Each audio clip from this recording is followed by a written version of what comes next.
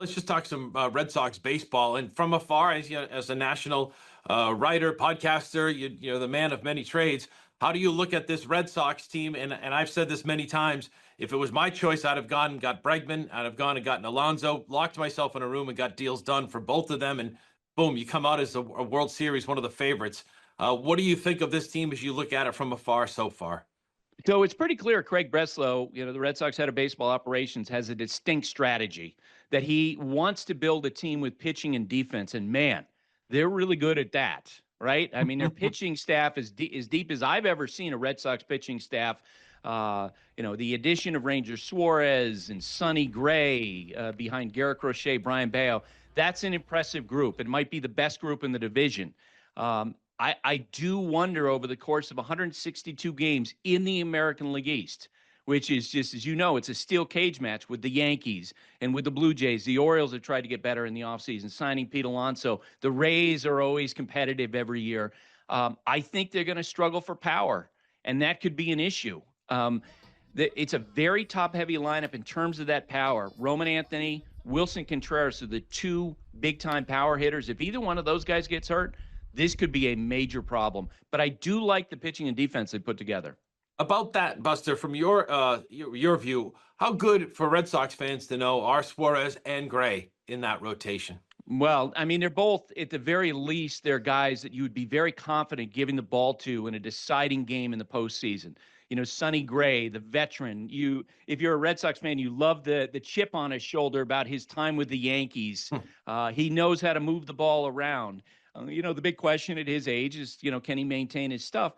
And Ranger Suarez, I think, has been one of the great underrated pitchers in baseball because he didn't throw 100 miles per hour. I think his average fastball last year was one of the lowest among starters in baseball, but he's got a heart rate of like 50. And he's had success in the postseason, and he has experience pitching in a big market, having spent those years in Philadelphia. So I think those guys are definitely going to be a big help for the Red Sox in 26. I think a lot of Red Sox fans, even at this point, because he got hurt last year, don't understand from a talent evaluation standpoint, velocity off the bat or what have you, just the national viewpoint of Roman Anthony.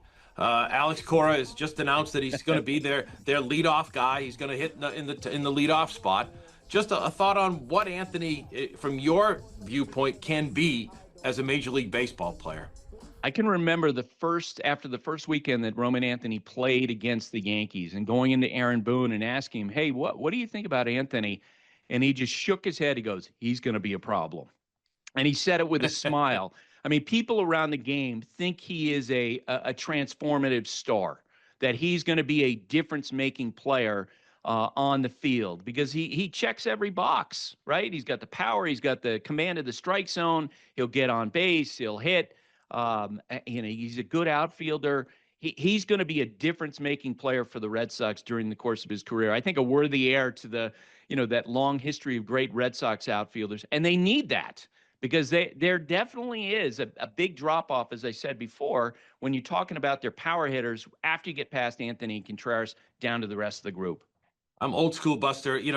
I get batting guys up top. Are you good with Anthony as the leadoff hitter, or would you put him third and maybe put Duran first? How do you look at that around maybe Trevor Story?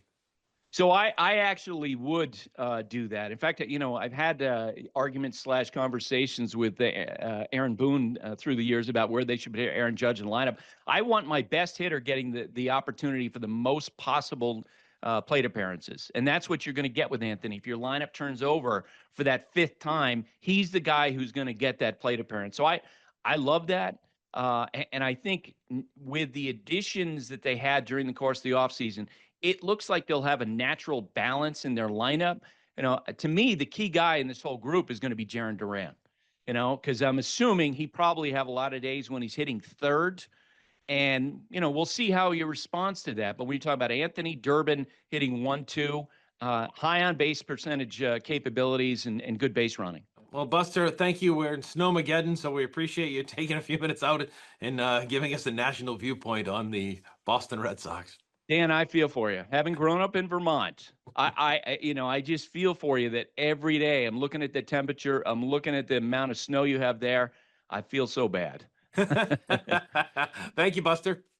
Thanks, Dan.